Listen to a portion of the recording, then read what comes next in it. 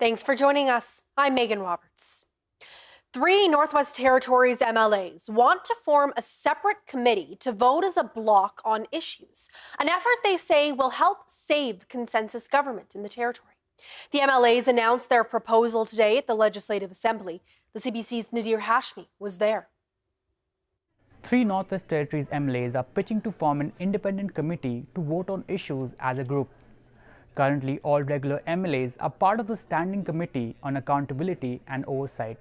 But 3 MLAs, Kieran Testard, Richard Jericon and Robert Hawkins, say the system creates roadblocks, frustrating many members. They say MLAs often struggle to get action on key issues. When the government refuses to step on municipal issues or downtown safety issues or better RCMP or drug problems, where do you go? As a regular member, I go to my colleagues, and if they're not interested, back to the committees, and the work starts to become paralyzed. And that's the frustration we're trying to talk about. Hawkins says the proposed committee would allow MLAs to focus on individual issues that often get overlooked. A key difference in this committee is that all members will vote as a bloc. Testard says if Cabinet sees a group of MLAs voting together, their voices will carry more weight. So if there is a very clear group of members working together with a clear set of numbers behind them, they can leverage that to advance issues. Jericon says caucuses like this have worked well in the past for the Northwest Territories, and this will ensure issues facing smaller communities aren't overlooked. Back in the 1980s, in the early days when Northwest Territories was part of the Nunavut, and they had a caucus then that was made up of a majority of Aboriginal leaders, so they work well together. But some MLAs say they're not going to join the new committee being proposed. The MLA of Inuvik Boot Lake says the Northwest Territories is too diverse, including ridings with settled and unsettled land claims and Indigenous governments, making it difficult to vote as a bloc. To come to consensus in that group and then bring that vote to the floor, well, it would be very difficult. Testard says the next step is consulting constituents to gather support. He said they're going to do that after the end of the budget session. Nadir Hashmi, CBC News, Yellowknife. U.S. President Donald Trump has signed his plan to impose reciprocal tariffs on America's trading partners. And the president says it's fair to all. Paul Hunter has more.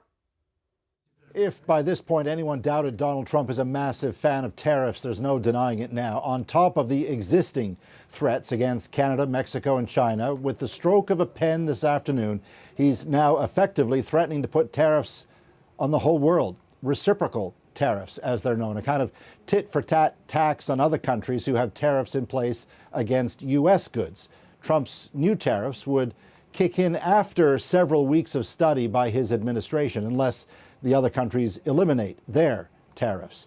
The fear is that all of this will trigger a global trade war, but Trump's thinking, as with other tariff threats, is that it'll spur manufacturing in the U.S. and create jobs in the U.S. But critics insist the more immediate effect will be that prices for American consumers will simply go up. The tariff put on imports, then passed on to whoever buys them. Trump promised in the campaign to bring prices down. So far, that hasn't happened. And now this. He himself has acknowledged short-term pain for Americans, insisting that the long-term benefit is worth it. Bottom line, he seems to be all tariffs all the time right now. He's also almost all Canada all the time as well, or so it sometimes seems. Today, without prompting, re-raising the notion of Canada becoming the 51st state. We just don't need their product. And yet they survive off the fact that we do 95% of what they do. Their taxes would come down greatly. Their security would go up greatly.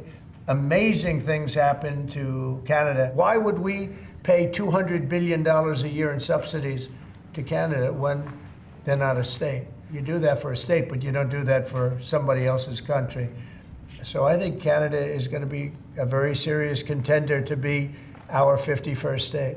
As is his way, he hit on a number of other topics in the Oval Office today, including that he'd like to restart nuclear arms control negotiations with Russia and China, telling reporters he'd like to get to that after, as he put it, sorting out the situations in the Middle East and Ukraine.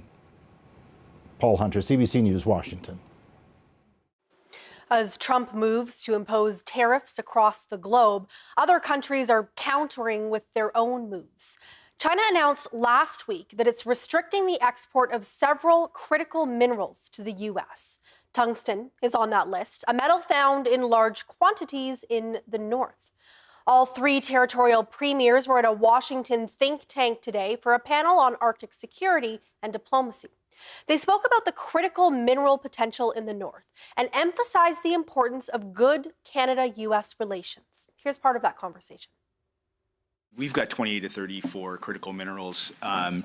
We've got a number of projects moving ahead with very strong support with First Nation governments. That tungsten deposit, we've our local teams and geological survey teams have known about this for a long time. There was early work done on it, and it's an incredibly important project with already investment that we've seen from both the U.S. and Canada into that project. But again, it's just one of many projects. I know, leave it to RJ to talk about some of the other pieces that are there. But when you think of, you can kind of go down the list. I'll just go high level. When as an announcement comes out from China on another mineral or minerals that are being banned for export, we have them. That's the reality of this. And but the infrastructure will be key. That area, we already have significant money that's been allocated towards the upgrade of that road that goes to Mac Pass. It's in a very remote area in the eastern edge of the Yukon. But these are opportunities. That deposit, as I understand, provides enough tungsten to support U.S. efforts for 50 years. Yeah, there's great opportunities for us to be reliable partners for the United States.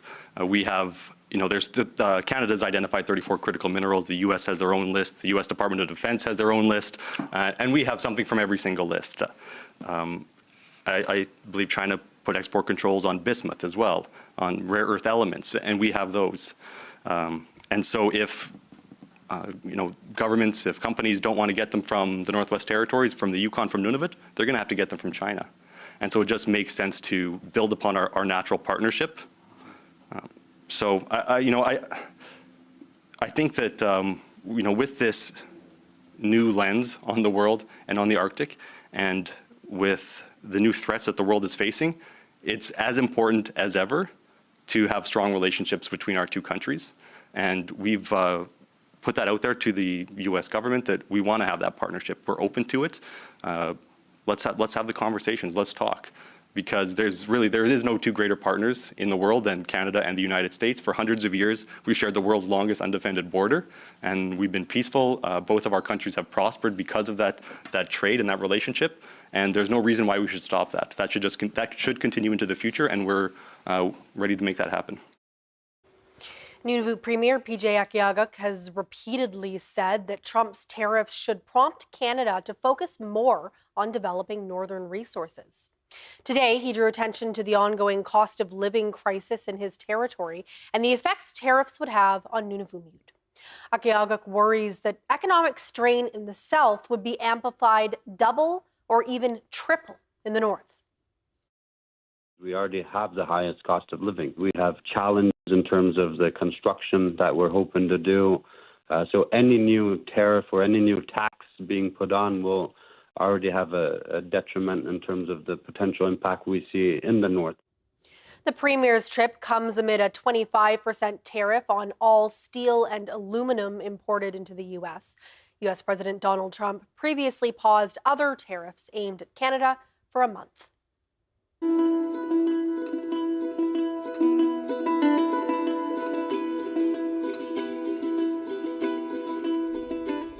City of Iqaluit crews have been busy clearing the roads after Wednesday's blizzard. Winds gusted up to 80 kilometers an hour at its peak. The storm left some residents without power and water for several hours. The city is asking people to clear their driveways and move their vehicles off the road. City services and businesses have reopened. Other Nunavut hamlets were also hit by bad weather. Government of Nunavut offices in Clyde River have now reopened after that weather, but offices in Nauyat are still closed. Officials are advising residents to listen to the local radio for updates. There's more trouble for the Eagle Gold Mine site in the Yukon. In its latest report, receiver PricewaterhouseCoopers says it began discharging contaminated water into the environment on Wednesday in violation of its water use license. Katrin Pilkington has the story. Right now, water with elevated levels of copper is being discharged into the environment at the Eagle Gold Mine site. That news comes over a month after the receiver reported a toxic water leak at the mine site. In late December, officials estimated 7 Olympic-sized swimming pools of cyanide-laced heap solution drained into the ground. At the time, the Yukon government told CBC there was also good news. An updated water treatment plant had begun neutralizing stored cyanide with copper. While copper is also toxic, the plan was for copper-contaminated water to be treated in a settling pond. But now, the receiver says after water at the site reached a critical point, it began discharging contaminated water anyways. The receiver says work to build the settling pond is still ongoing. It's unclear why the receiver began using copper before it had the ability to properly treat it. Neither the receiver nor the Yukon government responded to a request for comment by deadline. Katrin Pilkington, CBC News, Whitehorse. For 25 years, NASA satellites have helped early wildfire detection. Those satellites are at the end of their life, and the Canadian government is replacing them with the world's first public-built wildfire satellite mission. Yukon Wildland Fire Management is involved, and they say this new technology will be a game changer. For us in the Yukon, really big. We let a lot of the fires on the landscape burn naturally if they're not anticipated to, affect any infrastructure, public safety. So giving us that added observation at that peak burn when they're most active. In addition, a few of the choices with the wildfire sat design give the possibility of a few more products that we've never had from space before. So things like how fast is the fire spreading. So I think it will be a game changer in terms of not only us internally seeing this, but also public and media being able to see some more accurate real-time information. We get quite a few calls every summer from tourism operators, paddlers, looking for information from some of these remote fires, how it might affect their trips and safety. That was Mike Smith, Chief Meteorologist for Yukon Wildland Fire. The Yukon government has set the territory's rent cap for 2025. Rent cannot be raised more than 2% this year. That number is linked to the Consumer Price Index, which also went up 2% in 2024. The rent cap is lower than it's been in previous years. It hovered around 5% in 2023 and 24, in line with inflation. The cap was introduced as part of the 2023 Confidence and Supply Agreement between the Yukon Liberals and NDP. The Yukon government posted the update on Wednesday. It notes that landlords don't have to increase rent, and they must provide tenants with 3 months' notice if they do. The families of 2 Nunavik teens who died by suicide say prevention efforts have to be focused on cultural reconnection. 2 teenagers in Umuyuk took their lives just weeks apart last fall. And as Samuel Watt reports, it's an all too familiar story across the region. A warning, this story contains some distressing details about suicide. Annie Nukti has lost several close ones to suicide over the past year, the most recent being her nephew in November. He was a good kid. He had a lot going for him. And he just left, just like that. The following month, another teenage boy took his own life, and in a village of just over 500 people, any tragedy affects the entire community. Maina Rita Niviaksi is the local youth house coordinator and the cousin of one of those boys. Since those deaths, she says fewer youth are showing up at the centre. But when they do, they come up to me and talk about how they feel about the situation. The latest report from Quebec's Public Health Institute shows a 1.3% annual decrease in suicide rates since 2004 province-wide. Nunavik's numbers have also gone down, but it's still 12 times higher than the provincial average. I feel like a lot of the kids are more open to me because of us speaking the same language together.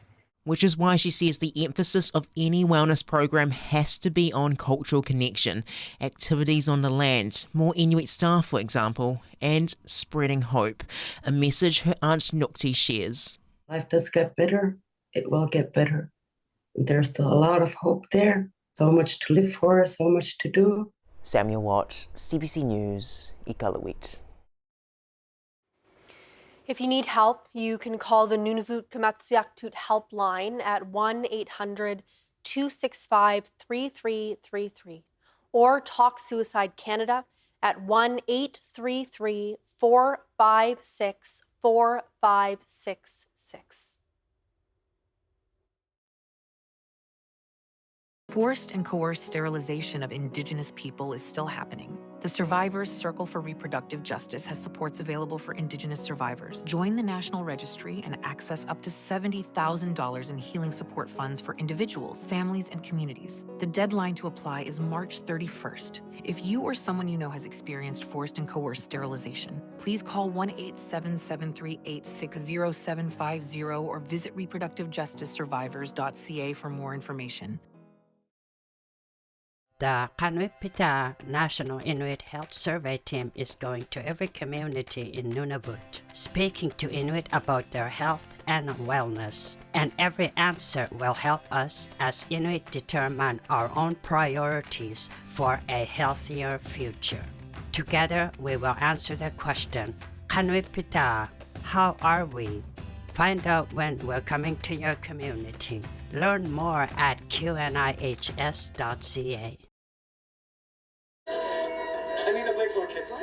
Oh, he grew up around here.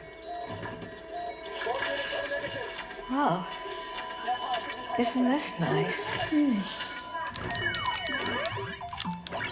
Oh, who made this? Studio in Montreal.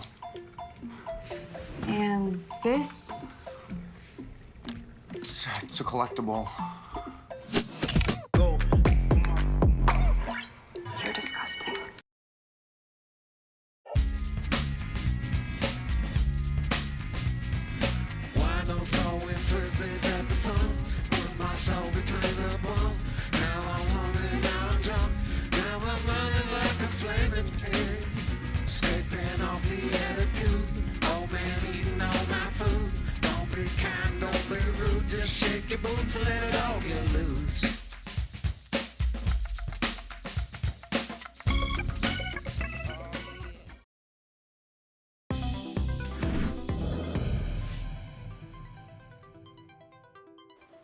The Ivana Arctic Games are wrapping up today in Ilulissat, Greenland. The Games bring together athletes from across the circumpolar world, and organizers say they hope these are the first of many. Carl Cardinal has more. The Havana Arctic aims to strengthen connections between Inuit regions through traditional Inuit and Dene games. Athletes from Nunavut, Nunavik, Alaska, and Greenland have descended on Ilulissat, Greenland for the championship. Ricky Jensen is one of the coordinators for the Games. She says the event is not just about sports. Cultural performances and storytelling are integral to the event too. The theme for this year's cultural event are different stories from different regions to show how our livelihoods are similar to each other. Mary-Jane Kinuajuak is an athlete from Nunavik. She competed in different games, like arm and finger pull. Kinuajuak says it is fun seeing friends from previous competition. It is important because it brings natives and indigenous and aboriginal people together, and it brings you to places that you've never been before. The event is set to occur biennially. Organizers are hoping to include more countries in the next iteration and inspire more young Inuit to engage in Arctic sports and traditions. Carl Cardinal, CBC News, Iqaluit. Canadians may not think of themselves as big flag wavers, but Donald Trump's threats against Canada's economy and sovereignty have sparked a big surge in national pride. As Marina von Stackelberg reports, more people are eager to fly the Canadian flag. This is our Canada flag wall here, and as you can see, it is a little bit on the bare side because we are running out. From coast to coast, Canadian flags are flying off shelves. As soon as the door opens, the phone's ringing with people asking for Canadian flags. Flag shop staff are sewing fast to keep up with demand as customers come in looking to put a red maple leaf anywhere they can. Wanting to let our neighbours to the south know that they've really ticked us off. All 5 of Canada's living former prime ministers have written, "We've witnessed a surge of Canadian pride and patriotism in face of threats and insults from Donald Trump." They're calling on all Canadians to fly the red maple leaf this weekend like never before, as a sign of national unity. This Saturday marks 60 years since the Canadian flag was first raised on Parliament Hill, a unique symbol of a country asserting its independence. That sovereignty is now under threat. Canada should be our 51st state. The threat from Donald Trump may be fueling renewed Canadian pride. The Angus Reid Institute did an online randomized survey of 1,800 Canadians at the beginning of February. That's when Trump's tariffs were first set to take effect. 44% of respondents said they were very proud of Canada. That's a 10 percentage point jump from just 2 months ago. The response of Canadians over these past weeks has been inspiring. Prime Minister Justin Trudeau says he's heard Canadians cancel trips south of the border and boycott American products as stores display the red maple leaf on items made here. I think it's about time that Canadian pride got a kick in the butt. That big show of pride in the form of a simple maple leaf. Marina von Stackelberg, CBC News, Ottawa. Fears are brewing in Canada's craft beer industry over Trump's aluminum tariff threat. While 90% of beer consumed in Canada is brewed domestically, most cans are imported from the U.S. And as Sarah Levitt reports, that is creating worry for beer makers on both sides of the border. At this Toronto microbrewery, tariff talk is stressful. Great Lakes is just one of 1,200 small independent craft breweries operating all throughout Canada, and we're already struggling. Struggling after COVID impacts, inflation, and now another threat. Potential tariffs on a material essential to their business, aluminum cans. Well, Sarah, I can't actually swear on camera. More than half of U.S. aluminum imports come from Canada, primarily Quebec, but the cans themselves are made in the United States. Prices on cans of food, carbonated drinks, and beer could go up. So it's really going to be hard to absorb without passing anything along to the consumer at the cash register. Great Lakes Brewery buys its cans for an average of 14 cents each. Now, individually, that might not seem like a lot, but last year they bought 6 million cans, and that cost $840,000. With a 25% tariff, it will cost them more than $1 million. If this goes on for any length of time, we will be paying significantly more for something that's at the core of what we make and sell. The worries aren't just north of the border. It's going to directly affect us, our relationship with our Canadian suppliers. This Chicago microbrewer says things will be rough for them, too. We're a small business. We can't just absorb that. It's not really built into our financials, and it's just kind of the way it is for us smaller guys. Now, these brewers say it's a wait-and-see game. Will the tariffs come into effect, and at what rate? In the meantime, many are getting their cans as fast as they can. Sarah Levitt, CBC News, Montreal. At least one woodworker in the Yukon's Ibex Valley says he's sourcing local deadwood to build furniture. Most lumber supplied in the territory is trucked up from places like BC and Alberta. The owner of Ibex Valley Wood Products says that doesn't work for him. Julian Green has his story.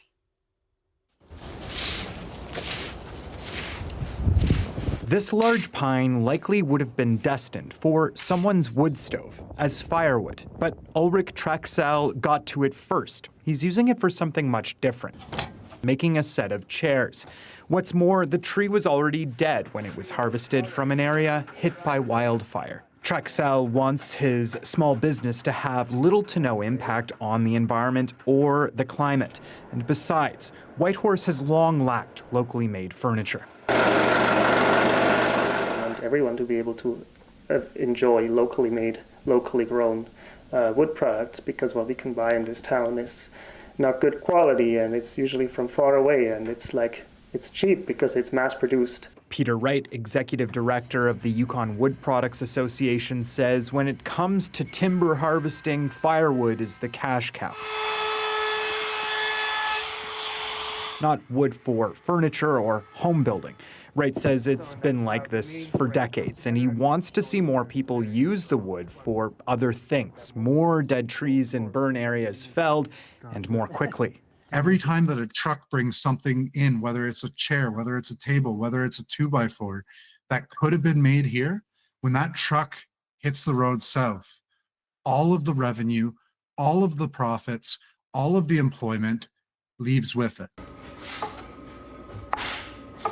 Wright says there's no industrial-sized kiln to dry wood in the territory.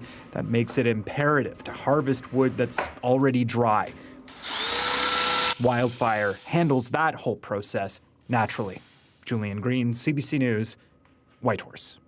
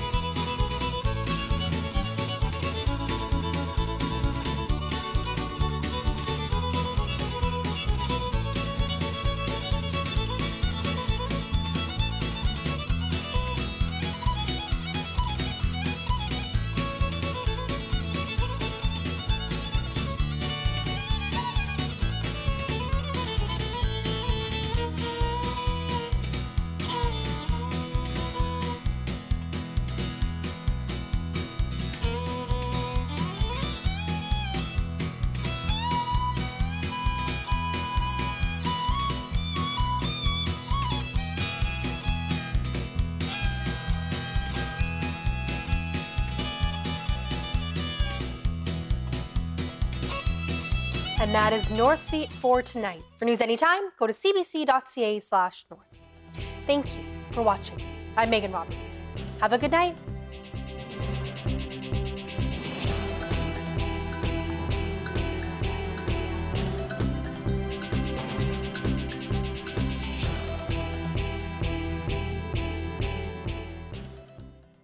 Forced and coerced sterilization of Indigenous people is still happening. The Survivors Circle for Reproductive Justice has supports available for Indigenous survivors. Join the National Registry and access up to $70,000 in healing support funds for individuals, families, and communities. The deadline to apply is March 31st. If you or someone you know has experienced forced and coerced sterilization, please call 1-877-386-0750 or visit reproductivejusticesurvivors.ca for more information.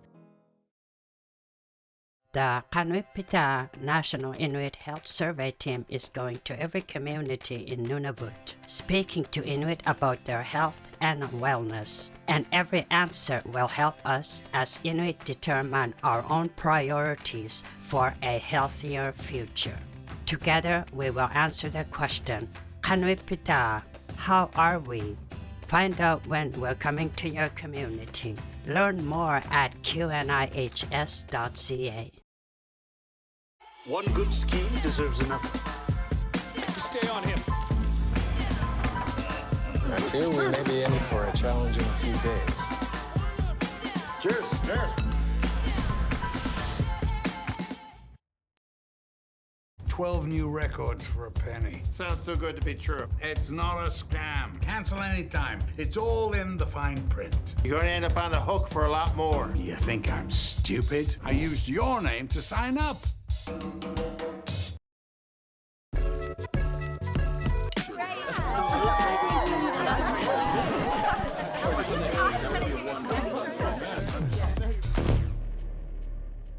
Alcoholics Anonymous. For more information, visit aa.org